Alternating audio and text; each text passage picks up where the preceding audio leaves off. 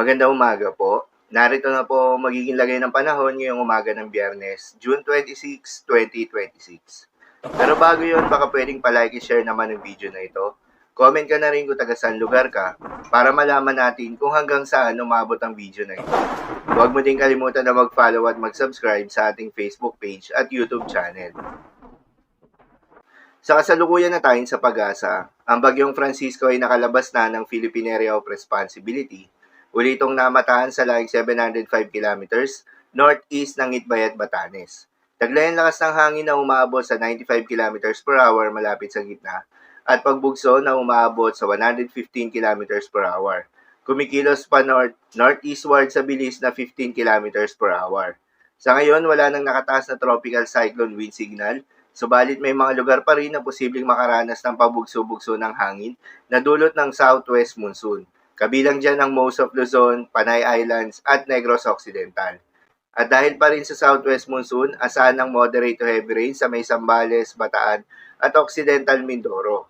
Sa mga apektadong lugar, ingat sa mga posibleng banta ng pagbaha at pagguho ng lupa, lalong-lalo na sa mga lugar na inuulan na noong mga nakaraang araw pa.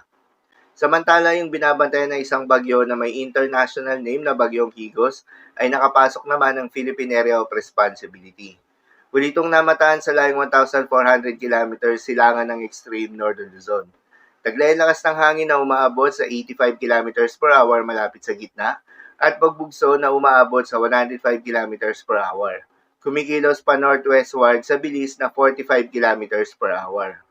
Ang bagyong Gardo ay mananatiling malayo sa ating kalupaan, kaya naman asahan na wala itong magiging direktang epekto sa anumang bahagi ng ating bansa. Base sa forecast track, inaasahan na kikilos ito northwestward to northward hanggang sa makalabas agad ito ng Philippine Area of Responsibility ngayong araw. Sa labas naman ng Philippine Area of Responsibility, inaasahan na gagalaw ito generally northeastward patungo ng southern Japan.